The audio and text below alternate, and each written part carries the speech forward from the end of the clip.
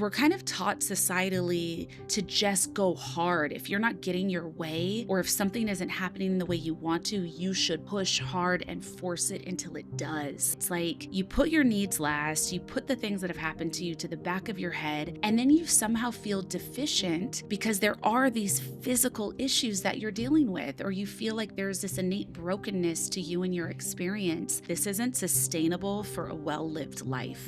It is not possible to only heal your mind and not heal your body too. Thank you. You have to do both. Welcome to Whole Plus, the podcast that embraces and tackles the holistic way, bringing it all together: science, research, innovations in technology, and our collective human experience. This is where science and spirit come together. I'm Dr. Taz, your host and a double board certified medical doctor, an integrative health expert, a nutritionist, and an acupuncturist. I'm also the founder and CEO of Whole Plus, a digital and clinical platform where my team and I practice evidence-based holistic medicine every single day. I know and I hear all the health and wellness noise that's out there. I want this show to be the one to empower you with the knowledge you need to heal not just your body, but your relationships, your communities, and our world. Welcome to Whole Plus.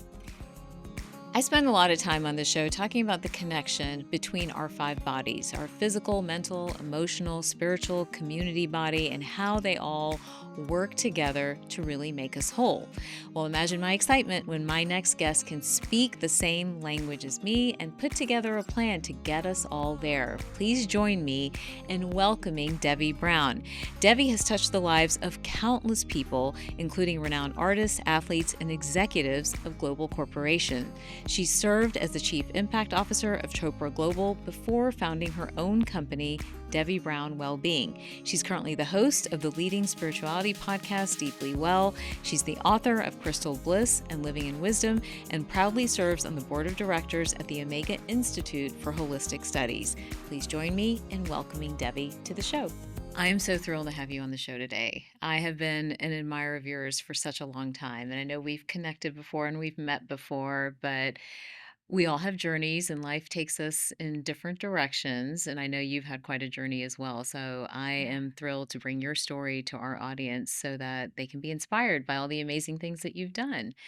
One of the things that you've been talking about recently is burnout in women. Yeah. And I feel like that conversation is picking up a lot of steam as women are acknowledging that they're burnt out, that they're feeling burnt out. They're a little bit confused, honestly, about their role. Like, do we stay home? Do we work? How do we do both? It's killing me. It's driving me crazy. And, we don't need to get into all those sort of philosophical conversations necessarily, but you have a unique take on burnout. Tell me what you think burnout really is. Oh my gosh. I opened it. So, yeah. And also just so honored to be with you, Dr. Thank Taz. you. Such an admirer of your work and just really grateful to be here with you. Thank you. It's so interesting. I feel like I have been evolving my understanding of burnout. When I first started talking about burnout, it was probably 10 to 11 years ago. And it was after I had gotten a shingles diagnosis, a couple of years after. And I was just in a career where I was wearing that badge of busy. It was the height of girl boss culture, right? Oh, yeah. And I left that world 10 years ago and started on a whole new journey because I realized like this isn't sustainable for a well-lived life. And I really started looking at the frameworks of that. And so it's been really exciting for me because when I kind of first had that epiphany for myself, I remember just the zeitgeist wasn't on that rhythm. And so it was more seen as if you worked less, that it was a sign of like lack of ambition or you couldn't get it done. Right. And so Or you're many, weak. or you're So, weak in yeah. some way, right? And it's been really interesting because I love to specifically look at the ways that women martyr themselves or look at these badges of busy as kind of interchangeable with the sense of self-worth and why that can never really lead to a genuine, authentic, felt sense of worth because we leave our bodies behind and we're looking to turn off part of ourselves to really connect to a far more patriarchal view of how we should treat our bodies, of how we should look at our lives. And we lose some of, I think, our innate wisdom and our intuition that lives within us about what we should be doing to care for ourselves. So, I think burnout to me is always like our body, like really coming to our aid. Mm, And it's looking to wake us up to say, hey, please pay attention to me. Something's going on here. And I think when we get too caught up in societal validation, when we get too caught up in outsourcing our confidence, it's so much easier to ignore all of those signs because we're looking for applause from strangers, or right. we're looking for, applause from the people that we work with or our families. And it will never just be an authentic felt experience that's true for us unless we actually care about caring about ourselves. It's interesting. I don't know if you said it in this book, Living in Wisdom, or you said it in one of your others, but one of the things that you've said is that burnout is actually grief in disguise. Yeah. What's the cost of not acknowledging grief? And, how do we tap into what we might be grieving? And you know what? Oh, thank you for this question because I'm really passionate about grief for so many reasons. And I do want to highlight that, and that is absolutely what this book is about. This book is about the dance between grief and joy that we're all doing every day Mm, and finding an acceptance with it so we can really work with it. Um, but in the first example I gave, it's so interesting because if you get to the root of the root or the original wound of why we seek validation, it's usually rooted in unprocessed grief about an attention or an experience we didn't get at other parts of our lives. mm, So, grief is so multifaceted, which is sometimes why I think it's hard for people to recognize that that might be what the suppressed feeling is.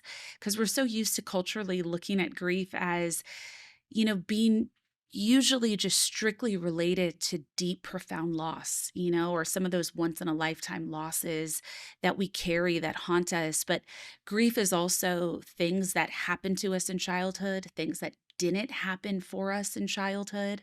There's grief about relationships, there's grief about a feeling of unmet, success. yeah. So a lot of times these things that, these very clear whistles our bodies are making, we completely bypass them and plow through them because we want that other thing so So deeply, bad. but it's really to try to fill the void of grief that Yeah. actually exists inside of What us. are some of those signs and symptoms that you see people ignore or that maybe even Yeah. you yourself ignored? I know Oh, you have a story, we're about to get into it, but like what are some of those like whispers yeah. that I think we kind of plow through and like shut down because we want something or we think we want something and we go after it, but we're really not processing what we need. Yeah.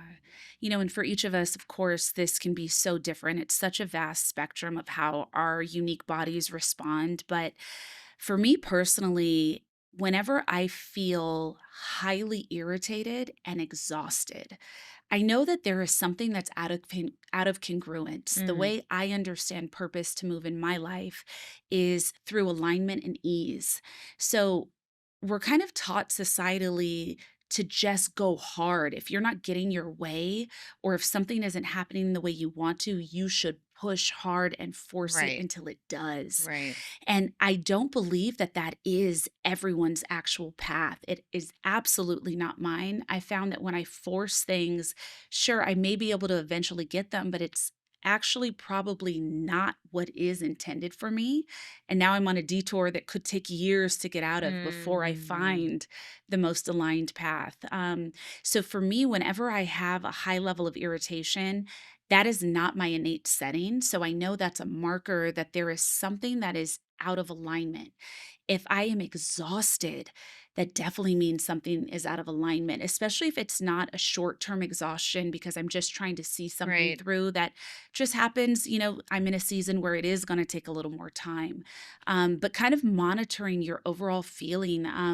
My skin looks more sallow. Mm, I have deeper interesting. bags in my eyes. That's when a lot of my like nutritional needs are not being fully met, when I'm not self honoring. I developed, and I have had actual diagnosed exhaustion at 2 different points in my life, and what I noticed every time before I got to that point, I would get a twitch in my right Mm-hmm. eye. Yep. And it would start out just occasionally where you're just like, "Oh, what is that glitch in the matrix? Like, what just happened?" And then it starts happening constantly, and then I was finding that, like, oh, I'm, like, holding my eye open a little bit sometimes and taking a deep breath. That to me is always a marker that you have to get in front of this fast. Wow. Um, And you've been diagnosed with exhaustion in the yeah. past? Wow. And I know that you've had an issue with chronic pain, right? And I would definitely love to hear that story and how that's evolved. But it's interesting. One of the things that we talk about here on Whole Plus is the connection between, medical science and health and all those things, but with our emotional and spiritual body, and how when there's disconnection between those two facets, that leads to dis-ease, right? Or Yeah. it leads to symptoms. And you've already started to do that in this conversation right off the bat. Burnout, which is a very modern trending term, is equivalent to grief, right? That's a connection that everyone needs to understand. But you've had to deal with this, kind of in your life. So, in dealing with chronic pain and trying to understand your body, what have you learned? Oh my god, what a journey. First, I wanna say, like, Dr. Taz, I am so excited that we even get to have conversations like this and that there are now, really in just a handful of recent years, studies that are supporting the very unique and specific journey of women with Yes. pain. Yes. Because I do not take for granted that all of our ancestors, all of that were part of the female species, have been dying in a lot of pain a lot earlier, Mm-hmm. um, and a lot more disconnected from themselves, from hope, from happiness, from love. Yep. And it just is, as I really dove into my journey of chronic pain, I was really looking at, the history of my mom, a beautiful woman who has had to work really hard her whole life, has kind of been fighting her whole life and was always hurting. But doctors, she'd go in diligently to different doctors' offices, do her own research, especially once the internet was invented. And there was nothing that you could really find even when you tried. And you'd go into these doctors' offices, and very often, they'd push you aside, especially as women. They'd claim that you're overreacting or imagining it. Hysterical. The hysterical Hysterical. women with our uteruses, that needed a hysterectomy. There's a Yes. long history, Such a long such a long history. history. And Yeah. it seems so far behind, but my mom, thank God, is still with us and Mm-hmm. active and young. And this was her story as an Yeah. adult, Yeah. And so imagine our grandparents and the women that came before them with really no help Debbie, whatsoever. I went through this in my 20s. That was 20 years ago. 25 Wow. years ago, right? Being Yeah, dismissed and being told hysterical, anxious, depressed, all those things. Whereas it was very real medical conditions that I was dealing with, very real. And So there just were not studies being done on women's bodies. And a correct. lot of doctors were not really arming themselves with latest understanding of a holistic view of how a person operates. Correct. And I really am so glad we're saying that plainly as I get into this, because so many women have already given up and don't think to go to the doctor now Right. because they may not know that things have changed and are changing. I myself have just gotten answers this year. Wow. I have been, and I'm 40 now, I have been searching to understand my body since I was 16 and I Mm. first began having symptoms of fibromyalgia, Mm-hmm. though it would be decades before I found that. When I first started having responses in my body that were presenting like autoimmune that I didn't get my actual diagnosis of until this year. Mm. And all of it happened because this past November, I was diagnosed with exhaustion. And keep in mind, I am someone that sleeps 8 to 9 hours a night. Yeah. I am in my soft girl era. I do Right. not Right. I love overwork. that. I Yeah. do not overcare. I do not overprocess. I'm a mom. I take my health incredibly Yeah. seriously so I can show up for my child and clients. So I get 8 to 9 hours of sleep a night. I meditate at minimum an hour a day. I do sauna. I do red light therapy. I get chiropractic work, acupuncture, like all of it. I take phenomenal care of myself. And I was still in daily, constant pain. And so back in November, I was out of the country for 2 speaking engagements. And as I'm getting prepared to begin one, I just lost my ability to walk. Like all of a sudden, my back kind of hunched over and I could not put any weight on my feet whatsoever. And I had to be in the bed for 6 days in another country. And I couldn't get back on a plane. And so eventually I had to obviously get back to my son. I was given all of these pain meds, so steroids, pain shots, all of these things I Hmm. had never taken before. I had never been on medication for this daily pain. And for those that also have chronic pain, many of us know at some point you stop talking about it, Right. especially when you don't get answers. So it's been years since I've said out loud, my back hurts, or I'm too tired, or I can't do it. Um, because it becomes, grief that Right. people don't understand. And so having that opportunity to have this exhaustion gave me a feeling I'd never had in my whole life, which was being in a pain free body because I was on medication.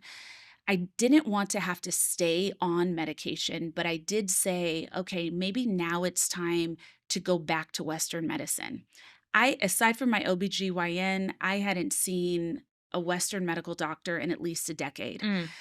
So I started the process of reaching And out. many people, by the way, not to interrupt you, but many people have that story that they Yeah, gave up kind of on the Western medical doctor because they weren't absolutely. getting a lot of value out of those encounters or experiences. So a lot of women Yeah. just maintain their OBGYN but don't have anybody else on their team. Wow.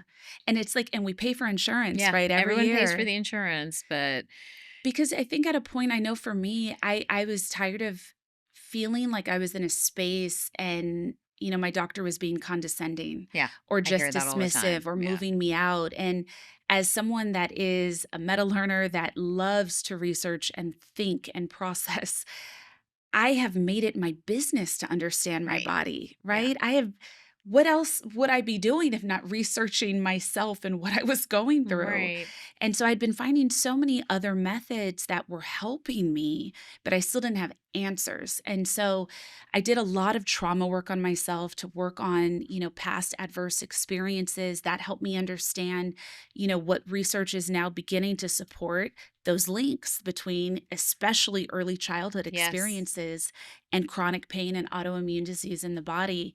So when I finally got my list of specialists and I started going into the doctors, I went in with a lot more confidence and a lot more patience to Mhm. get my point across. Yeah. And I was actually met with this amazing experience where the doctors that I was seeing were completely open to really talking about this with me, Amazing. spending time. They themselves had been really illuminated since COVID, and so much of the research that was coming to them, they had questions, they were more Mhm. open.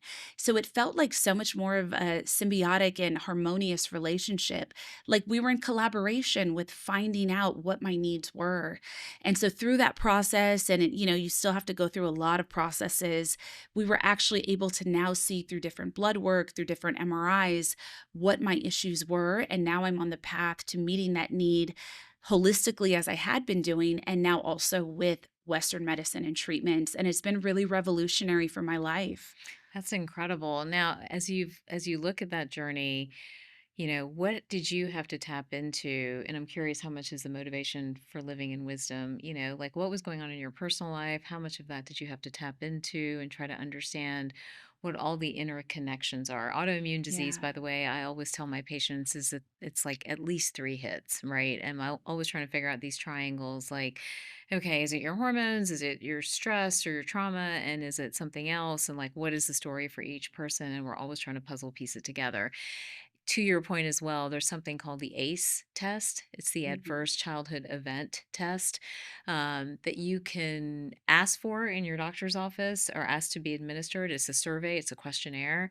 And what we found, and I know you've looked at the research, that people that, have had a lot of ACE events or adverse childhood events have a lot more autoimmune disease and inflammatory conditions, right? And so they need to go on a path. And this is where Western medicine often fails, is that it's not like, okay, take this one medication, you're going to be okay, because it's three hits, because it's connected to childhood. Some people would even say it's connected intergenerationally, right? Yes. Because you have all these deep, deep connections, it needs a holistic plan. So it needs living in wisdom. It needs like a plan at every level of the body. How did you put that plan together for you? It's just like, I hope everyone listening is like feeling the power of that, because that alone, how much freedom is in that? So often, and I think especially for women, because we've all been on this kind of multi-century tract of martyrdom, Yeah. right? Like this Yeah. overperformance emotionally, mentally, physically, spiritually, in all the ways, and caretaking so often. It's like you put your needs last, you put the things that have happened to you to the back of your head, and then you somehow feel deficient because there are these physical issues that you're dealing with, or you feel like there's this innate brokenness to you and your experience. And to just be able to know that there are bridges that make this make sense, I think is so profound and Mm. important. And it's just life changing. I think that part of it, I had really been meeting those spiritual needs and those kind of more therapized needs and spending a lot of time with that my whole life. I am a trauma informed well being educator. Yep. So my life is really dedicated to living my work in that way. And I was finding, and I think this is what so many I've heard have also encountered when you're on this like healing journey Yeah. spiritually, right? Yeah. You're coming into a lot of these spaces, but if these spaces don't understand what it is to live with complex trauma, which is very often, I remember in my first teacher training, there was this brief mention that said, you may encounter someone that has served in the military or has been to war. In that case, they might have PTSD, and you might need to take like a different approach when you ask them to close their eyes or do these other things. That was the only mention of having like a hard experience or why Mm. it might be Hmm. triggering to meditate. But then as I was out kind of in the field teaching people and I'm in rooms full of people that can't close their eyes, that began my journey to saying, what else is going on here? Right. And often what it is if you're going into certain kind of quote unquote wellness, love and light spaces, but you have had significant hardship or multiple hardships and maybe haven't even spoken any of them out loud, those spaces can make you feel so deficient, Mm. as if you're the person that is blocking your growth and healing. And you may not know that you actually need to find community that is trauma informed so that you can have a more patient and multi pronged and more maybe companion assisted educated process for learning some wellness practices. I deep dive that into that a ton in my book by sharing with people what are the barriers you may have to meditation, to yoga. Why could it feel hard or scary for you to do something that everyone else seems to do with so much peace and ease? So let's flip it to, and I think we as doctors are guilty of this, honestly. And, I could share with you a treatment plan from one of our clinics. We have a whole section on like mind body and what we recommend. And it's based in, some patient matching through Chinese medicine, Ayurvedic medicine, and that type of thing. Yeah. But it is generic in the sense that we think all meditation's good. We think all breath work is good. We think all yoga is good. You know what I Yeah. mean? Like, of course, these things are good. They're all lowering cortisol and they're resetting the nervous system. What are we missing? It's so important to have people in this conversation who have been on a path of self-healing, who have had hard adverse experiences, because I think so many facilitators and doctors have nothing but the best meaning and Right. intention for the people in Right. front of them. But if you don't know what it is to be scared of closing your eyes, it would be very hard to inform for a person that is, or that you didn't have more questions for, why that could actually be a significant barrier that could at first set them back or Mm. make them think they could never approach this work. One of the first experiences I had with that was I was in a group of women. I was just beginning my teaching career. And I asked everyone, okay, everyone, sit comfortably, gently close your eyes. Hmm. I'm doing everything I'm Right. taught. And then 70% of the room is looking back at me, not just with open eyes, but with scared open eyes. And as a teacher, your first thought is like, hey, why aren't people listening to me? Right. Right? Like Right. you're getting Right. your ego of like, what's going on? I said, Right. close your eyes. but to actually support yourself by being curious about the experiences people have that this is hard for allows you to be more informed of, okay, if I'm noticing that, or if I'm noticing as I'm giving a talk, one person's leg is shaking violently in the front seat, or someone is standing there frozen with tears coming down their face, how do I meet that need? Mm, How do I change my language? How do I invite them into a different starting point? So, for instance, if you are someone that has been traumatized or assaulted, closing your eyes in a room full of people is terrifying. right. You're in the dark. You don't know who is around you. You don't necessarily have close connection with those people. Or even if you did, you may have been abused by someone close to you.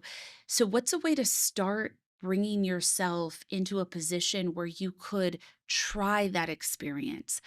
I ask people to just hold a low gaze.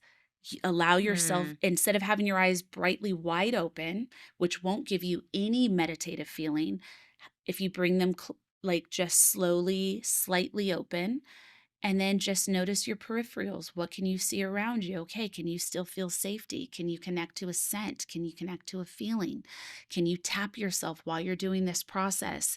You being still and quiet perfectly is far less important than you being able to slowly teach your body that has never known how to relax, how to relax. And mm, so when we're in spaces, there is a difference between people, and I'm not saying that this is hierarchical, but there's a difference between people who are seeking out wellness and well being because they have life friction. And there are people that are seeking out wellness and well being because they have significant trauma. trauma. And so Gotcha. both need to be approached slightly differently. And I think if we have the space and the patience to ask more questions, to also take time to study and ask about experiences that aren't naturally ours and stop assuming that everyone around us has come to this work from the same path. I think we really have the opportunity to offer a lot more dignity and respect to people that are looking to heal and grow. So, in our medical exam rooms or in our healing journeys, with whichever type of practitioner, what are the questions that you, the patient, should be asking or the information you should be revealing, and we, the doctors or practitioners, should be asking? Yeah, wow. Thank you for that question. I've had two experiences, and I think I also want to really empower the potential patient to know, we all know when someone has an open heart to listening, Hmm. and when someone is already coming in making assumptions or assessments and really it does not have the ability to hold space for bigger emotional experiences. So I just want to let everyone know, trust your gut on if Mm, it's a safe space to expose your life to someone, because it can be really defeating to finally have the guts to tell someone what you've been through and they don't know how to hold space for correct. you, Or they dismiss you. or they dismiss you, right? Or they just give you a quick response and don't really settle into like the depth of what they heard.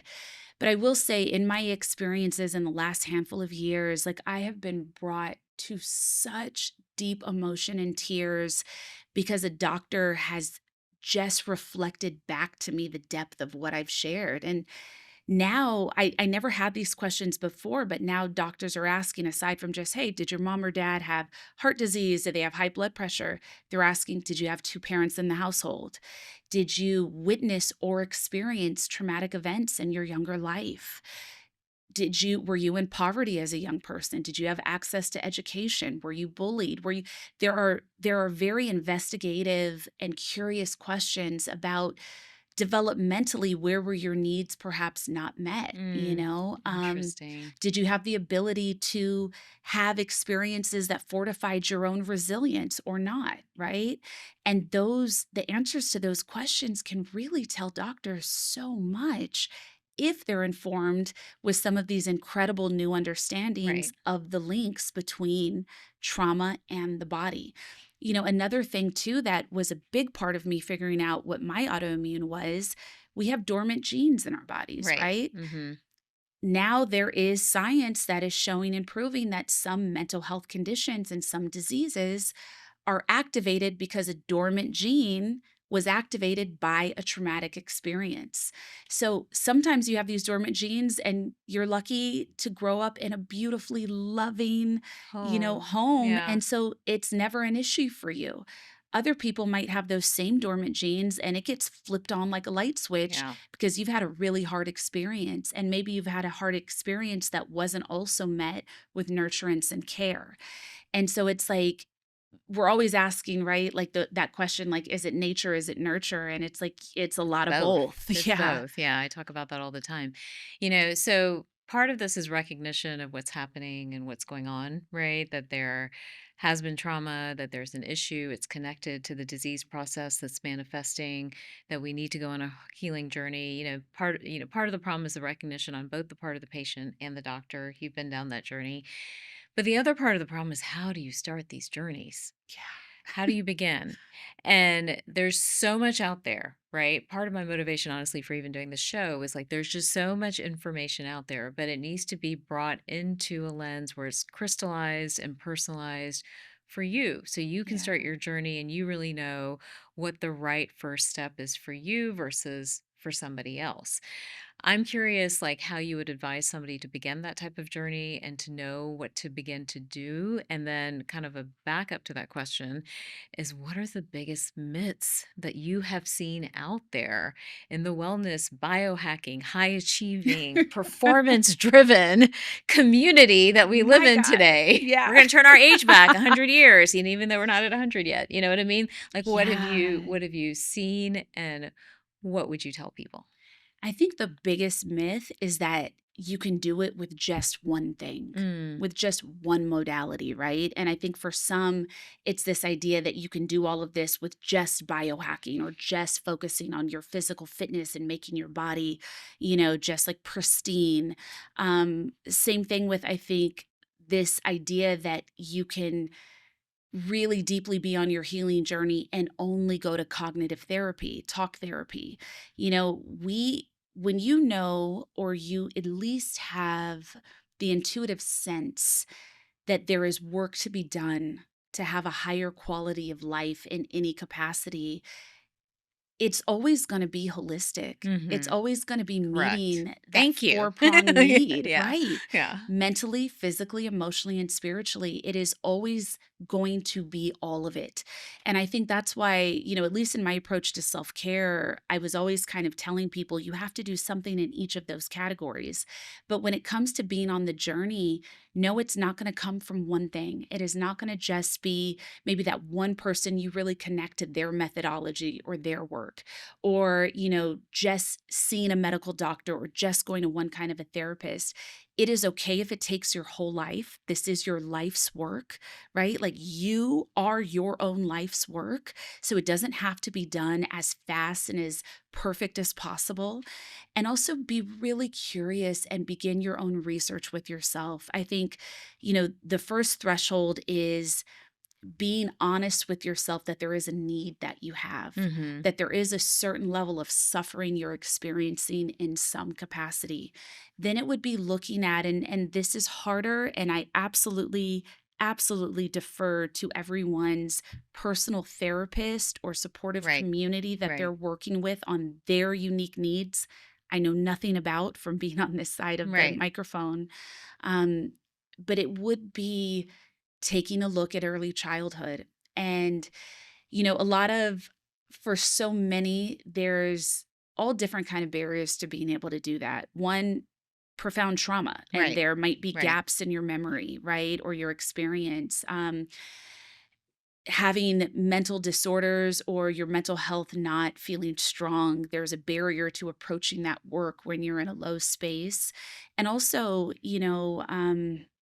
sometimes we're held back by this idea that you're dishonoring your family by Mhm. being honest about experiences, or you feel embarrassed to, right? So these are all kind of things to be aware of why you may not want to do this and kind of go running into your healing journey, smiling and skipping. But the sooner you can get a look at what is the truth of what your foundation actually is and what you're working with, the easier it will be to connect to the spaces that are most ideal for your Right. healing journey. At the base, I would say it is not possible to only heal your mind and not heal your body Thank too. you. You have to do Yeah. both. And I highly, highly recommend for everyone, and this was part of my journey, if you are in cognitive therapy, look to somatic therapy as well, or somatic experiencing, because there has to be a bridge, a connection. I like to call it an elevator you're taking down from your mind into your heart. If you are just understanding what you've been through and gaining language for it, that does not mean you'll be able to change your life. Change comes through practicing different behaviors and having new and different experiences. Mm. So, even on just kind of like a very subtle level, I'd advise, if you say have a breakthrough session with your therapist, consider, going and getting a massage afterwards so that you can actually think about what you're now coming to know and have this experience of being in your physical body at the same time. It is very easy to over intellectualize Yes. and then get really high on it. Yeah. Like Yeah. how many people have told you, I've read every book? Yep. All the I time. get that nonstop. Yep. I've read all the self help books. Yeah, I know about this, that, da da da da I've da. done every test. I've done every kind of test. I Yeah. did. Cool, cool, cool. And what does your actual practice of being with yourself look like? Mm. What does your grief practice look like? When do you make time to feel your experiences or to grieve the experiences you now have language for? You still have to give your body the opportunity to participate with the healing that is happening for you intellectually. Yeah, and I don't really believe healing happens in one dimension, which is basically what you're saying. Deeply agree. Yeah, I mean, I'm the person who looks at the data and puts the data together, but I see that as just sort of lighting a match to start you on your way kind of thing. But I know in my heart it's not the answer. And it's interesting because I get all kinds of patients. Like I just had somebody recently who's done every test you can imagine, has the means to do every test, right? And fed it into ChatGPT and got a Yeah. very involved, complicated plan with 15 to 20 supplements and all these recommendations and nuances that were partly impressive because it took her genetics and could match it even down to the supplement level, but were also partly overwhelming. Yeah. And so, for the seeker out there, right, whether it's the health seeker or the wellness seeker or whatever we're going to call them, I feel like what I'm hearing from you is that we have to start with our intuition and we have to start with getting quiet for a second. Yeah. Is there a sequence we can put people on? Is there navigating everything that's out there? Is it intuition first, examine your childhood and childhood home and family history next, do a Yeah. symptom analysis third, then start to sit with what that next practitioner or person or place needs to be. Yeah. My personal recommendation would be it would probably be if you're starting from absolute scratch, get some panels done first. I Hmm. would say go Do the to labs first. get do your labs first You start with because me. Just kidding. I'm kidding. because there are some things that may not just be you, right? Like we're learning now, you could have like chronic depression if you're low in vitamin D. Correct. Yeah. So depending on where you are missing your Your nutrients, core. I Yeah. wouldn't say engage on this whole new like dietary plan. I think that comes a little later I because agree. there's a certain amount of peace you have to make with your body. I would say so intuition is a massive part of it, but I don't know that we can heal our connection to our innate intuition until we start to look at the things that have made us turn it off. Mm. So when you begin with some panels and labs and then also work with some of your younger curriculum. So for instance, something that I found out when I did a ton of labs is that I had a lot of issues with my gut. Yeah. A lot of that happened because I was a child of the 90s and I was a latchkey kid and I was raised by, an incredibly hardworking single mom that at the end of the day, sometimes the best we could do is like go through the drive-through, Yeah. right? Yeah. no one knew anything was wrong with that at the time. Right. Let all the commercials on TV tell you I'm having the greatest childhood ever. I get a Right. McDonald's Right. toy every night. Right. What that actually did to my young body was kind of ruin my gut. Right. So when I was even speaking to those early childhood experiences with my doctor as we went over labs, it was clear and understandable. Yeah, you had really poor diet for like the vast majority of your life starting in childhood. So that's what the leaky gut is from. That's what some of these issues are stemming from. So we need to rebuild, that part of your body. So it's like our childhood experiences to the specifics are like that deeply linked with things that we may not think are that big of a deal. So I would say when you're kind of working with examining what were some of those like seminal or milestone threshold moments in early childhood, and work with what is the current kind of um, plateau in your health, like where do you really stand with your body's health.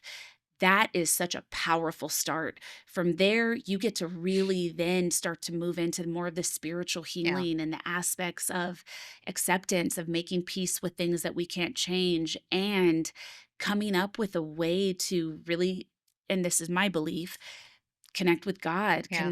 reconnect, and rebuild your connection to divine energy Right. and how you love yourself.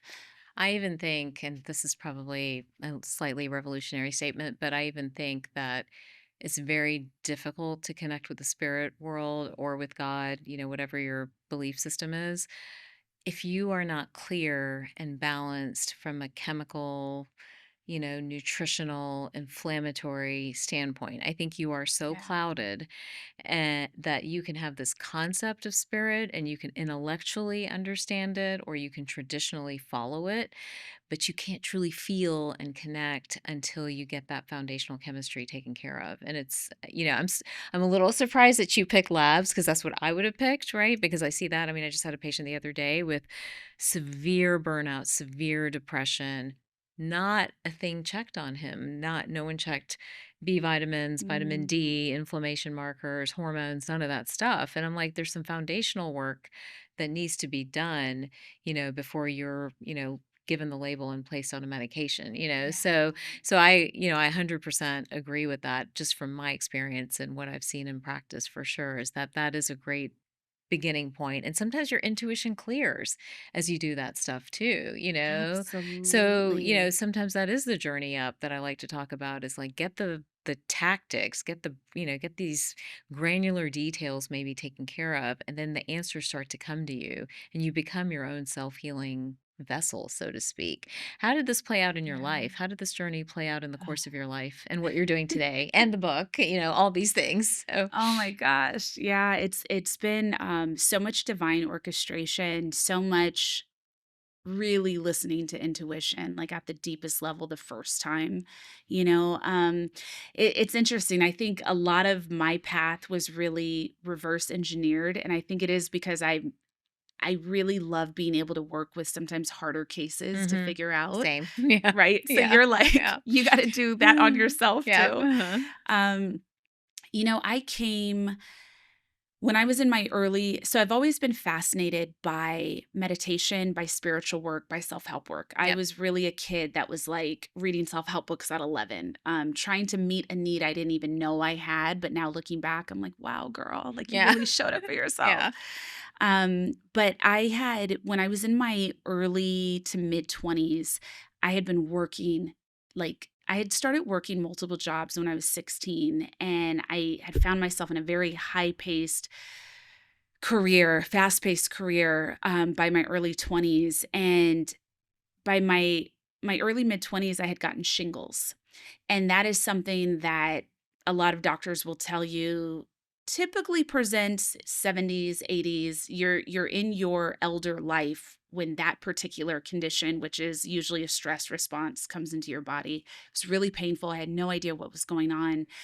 And my doctor was like, "Why do you have all this stress in your life?" And that was the first time I actually looked at working that much as being like not a good thing, because Mhm. I was so celebrated for it. And it was Mhm. like, the time frame, it was pre-girl boss, but it was very much in the time frame of, sleep is the cousin of death. Like, Right. you Right. Just do hustle, it. work, Yeah. get out Yeah. there. And I loved the things that I was building. But I was also in like a new marriage that was hard. Yeah. That was really hard. And I still didn't know to look at that yet. So that new marriage though was in this phase of you hustling. They Yes. went together. Yeah. Yeah. They Got it. both were Okay. still happening. The hustle was ingrained, Right. but both were still happening. By that time I had moved multiple states for Yeah. work and for love. Um, and so that experience led me to start meditating. I was able to develop, I went away on this like detox retreat. And that's also when I first learned I was in spaces that weren't necessarily understanding of like a spectrum of experiences that bring you in the room. It was a long time ago, so I was definitely the only woman of color in the room and by far the only person as young as I was in the Yeah. room, right? Yeah. The revolution of wellness hadn't happened yet. And so I learned to meditate, which was profound, but I didn't quite know that it was a holistic view, that all these other things were involved in not feeling peace. Mm-hmm. And I think what is confusing for a lot of people, especially if you start with mindfulness, if you've had hard or different experiences, you don't naturally know how to relax. Yeah. Like, it is something you actually have to work You're to always like in learn a in your body. high cortisol, high nervous system state. Always. Yeah. So when people are saying things like relax, you don't understand that you're not doing it or why it's so hard for you. So I had started meditating. I knew that that was really like my calling, was to be in that space. I didn't have all the tools yet, but I spent years studying while maintaining my other career, and going down that path. And I had always been someone that people look to for things, for inspiration, for knowledge. So I was used to being in a position of helping and of leadership. So I thought everything was all good, right? And I still hadn't put into like a deep understanding that being in this really hard relationship was probably not healthy for me in any way. I Mm. thought it was still just like, you work harder on it. Yeah. Let's read the 5 languages of Yeah. love. And Yeah. and that's what it is. We just didn't know each other's love languages, Right. or Right. and it's like sometimes that's the answer and sometimes it's absolutely not. Not. And so it would be absolute years before I really understood how interlinked the quality of all the relationships in my life was, and my childhood, and this and that, to my overall health and Mm. peace. And so I had already been a meditation teacher. I had been certified in other modalities. I had been creating work. And then, like, my real crash happened where nothing was working and my body was failing me. And then I got divorced. And when my health started getting dramatically better after my divorce, it was like all the lights in the room turned on. Mm. And I was able to really look at, and gratefully that also corresponded with the rise and understanding of mental health, of Right. relational health, of women's physical health. It was this perfect storm of awakening that was really starting to come in. And so I started looking at, researching, studying absolutely everything. And I started really showing up for my body. So even though it would be years before I linked this with medical health, Western medicine, I did start showing up for my body as a traumatized person. I started looking at the true root of my childhood experiences, how that led me into this relationship that was profoundly wrong for me. Mm. And then what the toll of being in a 10-year relationship that is not right for you, what that can actually take on your body. And I started looking at the fact that, wow, my health started failing after I got married. I started having like 30 pounds worth of inflammation in my body after that, brain fog, eye twitching, rashes, um, shingles, chronic pain. My trigger points constantly flared, right? I was constantly in a state of being flared up that didn't cease for a decade. and the toll that that took on conditions I'll now live with forever because of Right. it. And so in being able to It's almost like it was see, the tipping point for you. yeah, and gratefully in being able to get all of that information, though a lot of it was really heartbreaking to Yeah. hold and to have and to Yeah. sit with, um, it did give me a plan. It gave me a deep understanding of myself and my body. It gave me grace and compassion for myself. And it gave me a resolve to care for myself and to have boundaries that were really supportive to what I deserved and what I needed. So many women struggle with that. And this is such a story for women kind of powering through even relationships and even parenting. It's not just marital, it's even parenting and so many other things Yeah. that actually make us physically ill. Why do you think we as women are susceptible to that? God, why wouldn't we be? Yeah. Like if we really look like granularly at how women have been indoctrinated since like the inception of humanity. Mhm. How could we not, right? Yeah. I even remember times that I thought I wanted to leave my relationship so much earlier, and how almost every woman and man that I went to for advice told me not to. Yeah. No matter what I told them, it was still somehow about my ability to pressure through Mm. and be the sole person that was meant to fix the entirety of the connection, Mm. or how actually my job was to learn to understand him better, and that's what would make our lives better, right? Mm. Not a single person listened to what I was sharing and said, "Hey, you don't deserve that," Yeah. or "That doesn't seem healthy or right," Right. or "Maybe you should create space or seek this out." The awareness wasn't there. The pressure is typically always put on the On the woman. woman Always to on the woman. fix any and everything Right. about whatever relationship they find themselves in, whether that's romantic or friendship or otherwise. It's Yeah. it's kind of, the work we're meant to take on. I think also on top of that, outside of just the relationship view, it's we've all been indoctrinated with this sense of martyrdom. Mm. I look back to even something that could seem silly, which is that as little girls we're taught to play with babies. Why are we training to be Right. caretakers when we need to be taken care of, right? Like Right. it's cute. Right. It is like sweet in some ways to see us replicating our moms, or Yeah. but it's also kind of bringing us onto this path of overgiving and overcaring for absolutely everyone from such a young age. Mm. And then all of this, bring that into the future of wanting to be, for those that do, in a relationship, a wife, a mother, a whatever. It's always put down to kind of this singular experience of who you're meant to be, how you're meant to show up, and how you're meant to do it all, and also have no one to help you in any way, emotionally, physically.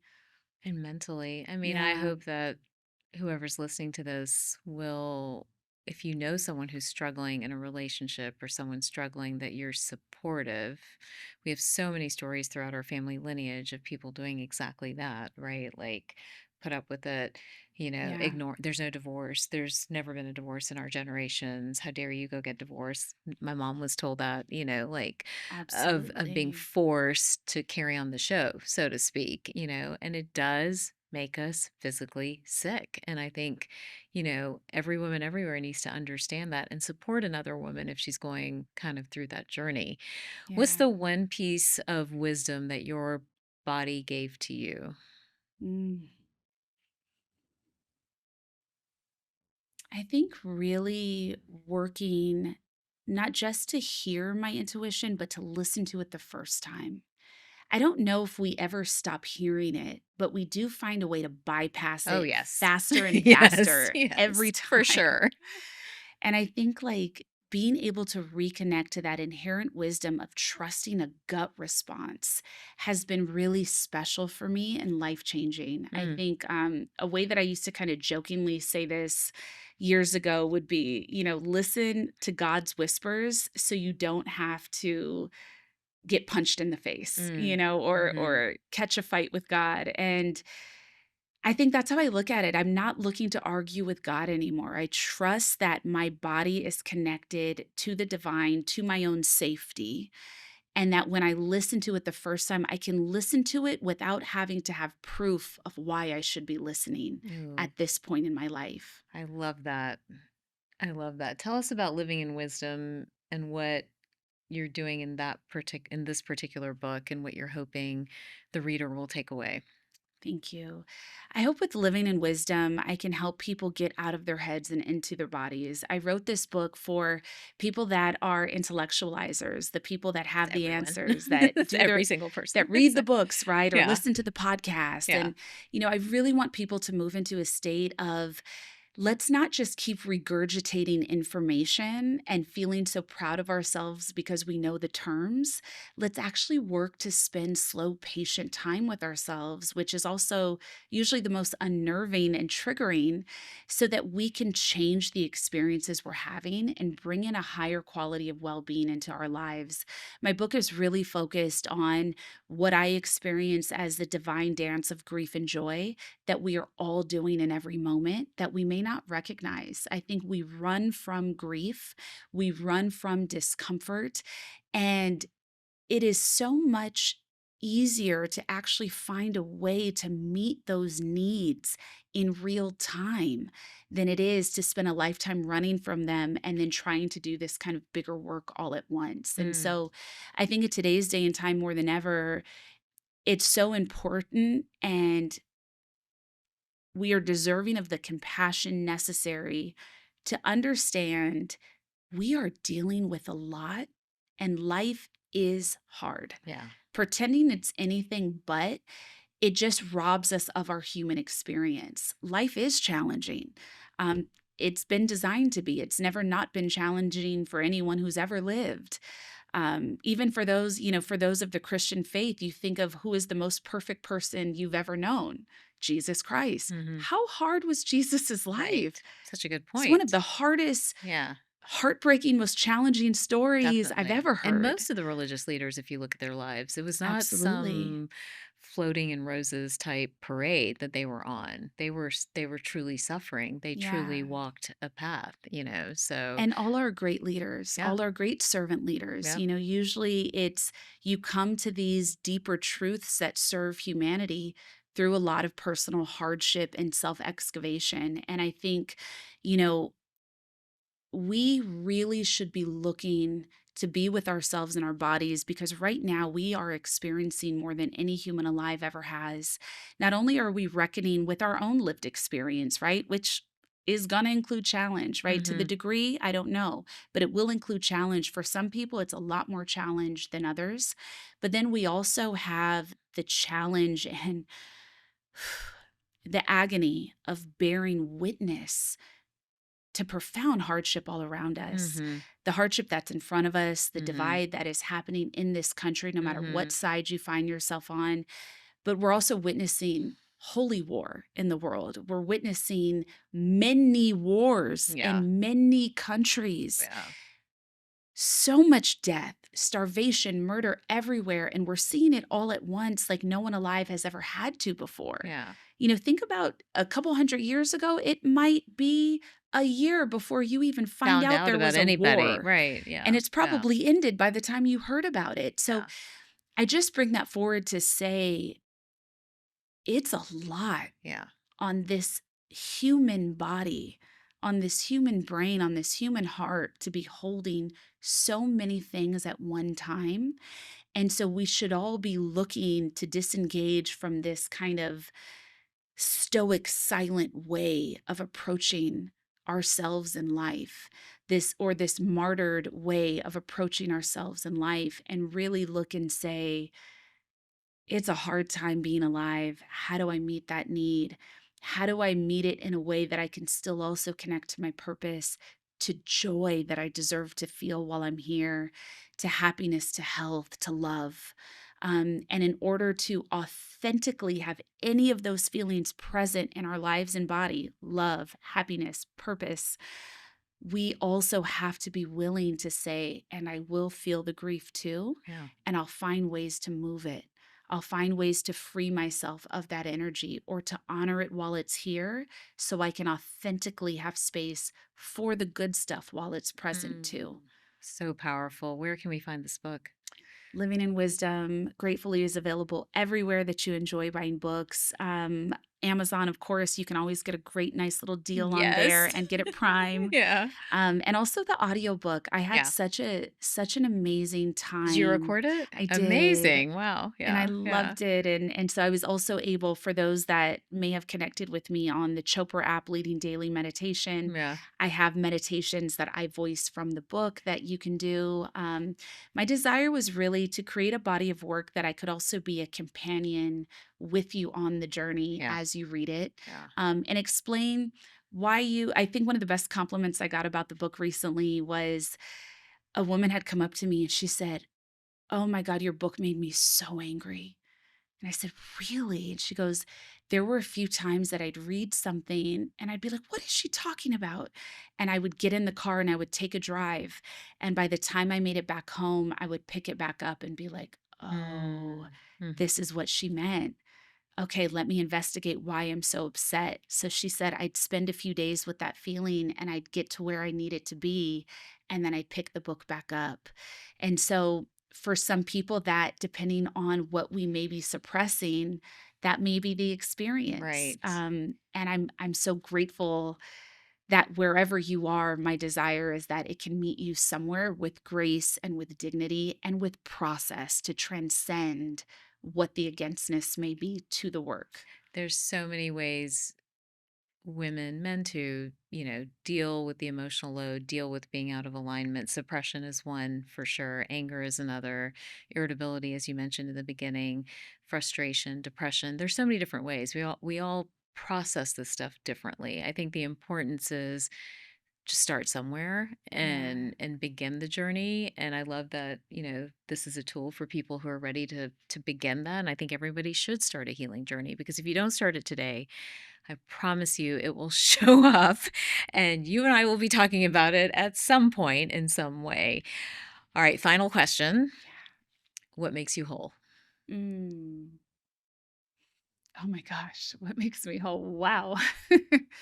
I think what makes me whole is my acceptance of what is, my Mm, acceptance of the present moment. I think that's powerful. thank you. I think I have a desire to meet myself where I am with what I have in any moment. Mm-hmm. And I feel really grateful for that because that hasn't always been the case, but it allows me to be, at least the vast majority of the time, the mom that I really want to be for my son. Not Mm-hmm. perfect, Right. but regulated emotionally. And it allows me to just be with whatever is most true about my life in any given moment. Mm, And that doesn't always mean great things. Sometimes it is, sometimes it's so special and wonderful, and sometimes it's really hard. mm. But what makes me whole, I think, is my ability to be honest about the truth of my life and accepting of whatever is in front of me in any given moment. So powerful. I think I've asked this question of almost every guest. I don't think I've gotten quite that response. It just, to me, means that you have evolved to a place where many of us are probably still trying to get through or get to. So thank you for that. Thank It's you. been so great talking to you. Everyone, get this book, Living in Wisdom. Connect with your divine self. It will lead you down the right path. And I love that point that we're not all meant to have an easy, comfortable life. I think that's a myth of the modern world, right? There will Yeah. be pain and there will be challenge, but it's to get us to a different place spiritually and even physically. So thank you for your time today. I appreciate it. And for everybody else watching and listening, remember I post new episodes every week, and you can follow Debbie. What's a good place to follow you or get more information? Instagram is a great starting point at Devi Brown, or my website, devibrown.com. Wonderful. Thank you so much. And we'll see you guys next time. Thank you so much for listening to this episode of Whole Plus. Be sure to share this episode with your friends and family. And if you haven't already, please take a moment to subscribe to this podcast on YouTube or wherever you get your podcasts. To engage with the community, follow at Live Whole Plus and check out our website, wholeplus.co. That's HOLPLUS.co for more resources and information on holistic health. See you next time.